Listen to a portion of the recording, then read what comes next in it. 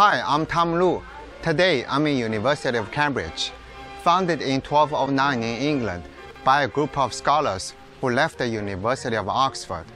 University of Cambridge is the third oldest university in the world. Like Oxford, University of Cambridge is also ranked among the most prestigious universities. In the next few moments, we're going to take a look at University of Cambridge. Cambridge is one of the beautiful and historic cities in the UK, with one of the top universities in the world. In University of Cambridge, there are medieval churches, historic Yellowstone College buildings, clean cobblestone streets, perfectly manicured lawns, lovely gardens. History, culture, and nature all come together to create one of the most beautiful and interesting places in England. Its center is tightly packed with narrow winding lanes between university colleges that open onto green space and riverside views to enjoy. The River Cam is the main river that flows through Cambridge. It's located in eastern England and runs for a total of 43 miles. The waters are dark blue and are usually very calm. The River Cam and its 25 bridges form the name of the city, Cambridge. Not only is it a beautiful river that runs through some lovely towns, but people can also enjoy recreational activities on the water, such as swimming, boating, and canoeing.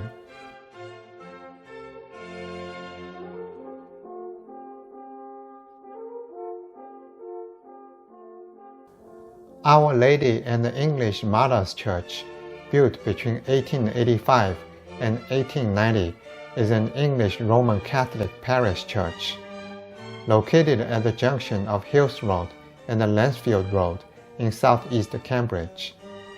The building, one of the largest Catholic churches in the United Kingdom, was designed in the Gothic Revival style.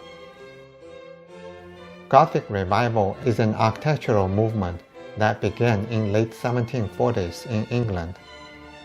Seeking to revive the medieval Gothic architecture, Gothic Revival draws upon features of medieval examples, including decorative patterns, finials, and lancet windows. By the middle of the 19th century, Gothic Revival had become the preeminent architectural style in the Western world.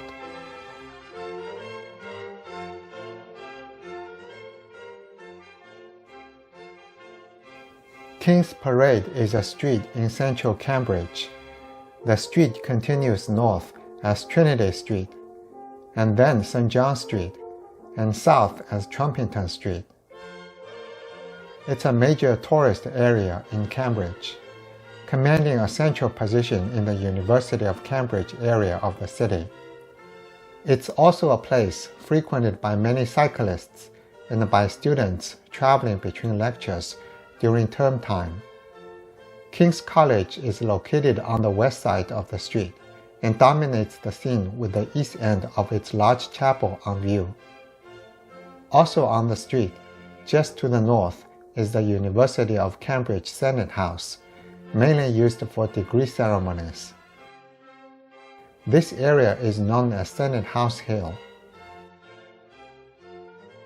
Opposite the Senate House is Great St. Mary's, the historic university church.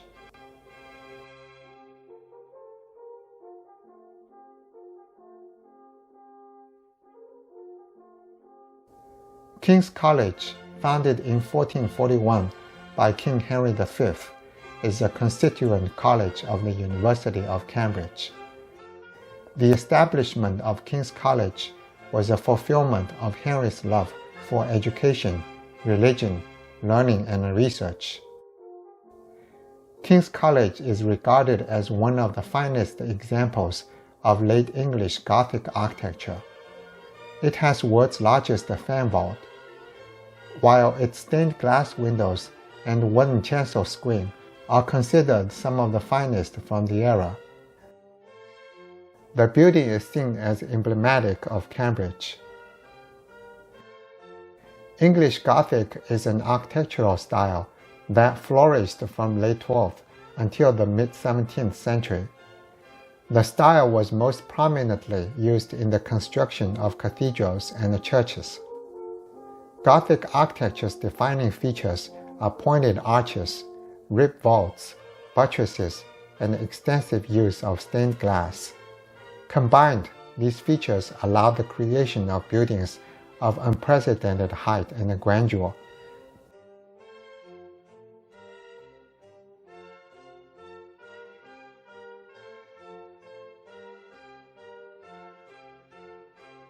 Founded in 1347, Pembroke College is the third oldest college of the University of Cambridge, and the first to have its own chapel. Situated in the heart of the city of Cambridge, Pembroke College features a serene environment, strong traditional atmosphere, and beautiful landscape. The tranquil setting is dotted with various examples of architectural style from almost every century since its founding, all of which accentuate the beautiful open courts and lush gardens. Well-manicured lawns and flower beds are a feature here. Its first chapel was designed by one of the most renowned English architects, Sir Christopher Wren.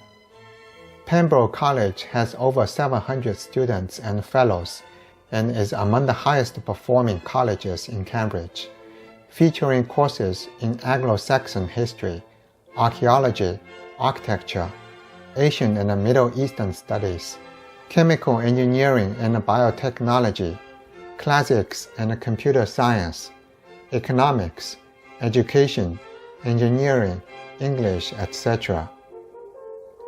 Pembroke has educated numerous famous statesmen, clergymen, politicians, scientists, and poets.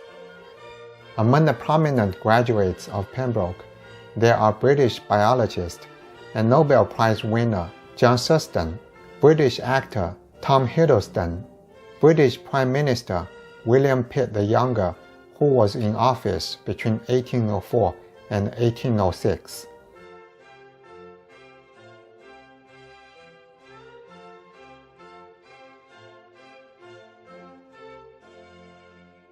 Tarquin and Lucretia was painted in 1571 by the Italian Renaissance painter Titian in his late 80s. The story in the painting is from early Roman history, the rape of Lucretia, a 6th century BCE Roman woman, by Sextus Tarquinius, a Roman prince. Lucretia subsequently committed suicide, prompting the Romans to revolt and overthrow Tarquin's father, Tarquin the Proud, the last king of the Roman kingdom, and established the Roman Republic.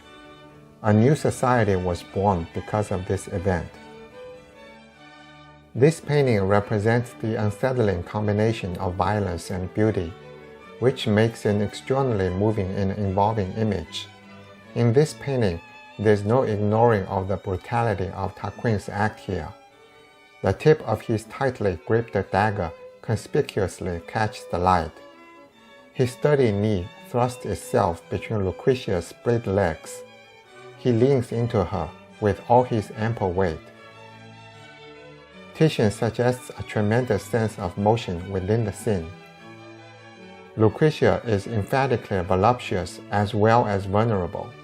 Blonde and bejeweled, her body is as soft and sensuous as that of Venus, the goddess of love. Titian brilliantly conveys the quality that has inflamed Tarquin, while at the same time condemning him.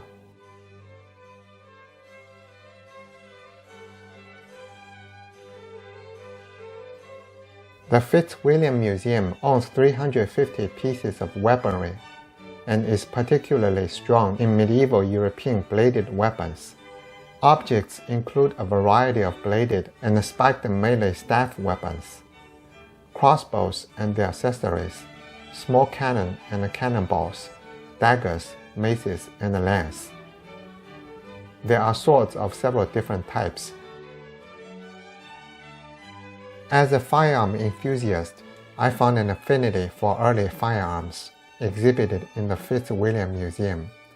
A variety of early firearms from the 16th century in Europe were beautifully exhibited in the museum. Wheel-lock pistol, flintlock pistol and a dagger, combined axe and a wheel-lock pistol, musket. Developed in Europe in 1500s, a wheel-lock pistol is a friction wheel mechanism which creates a spark that causes a firearm to fire.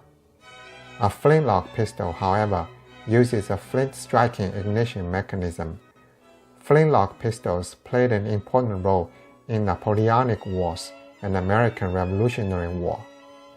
The exhibition of this early weaponry is a remarkable testimony of a long history of war and social upheaval from Europe's Middle Ages up to the 19th century.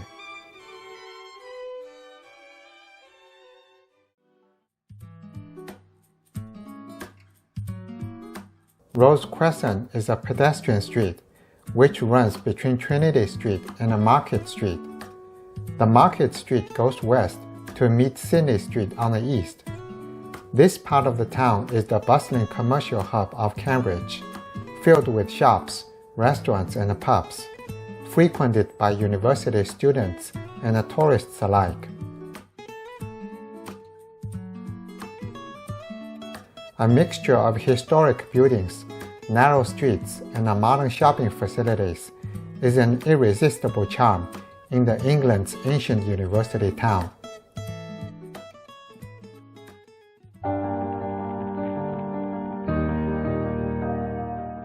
This concludes my feature presentation on University of Oxford and the University of Cambridge series.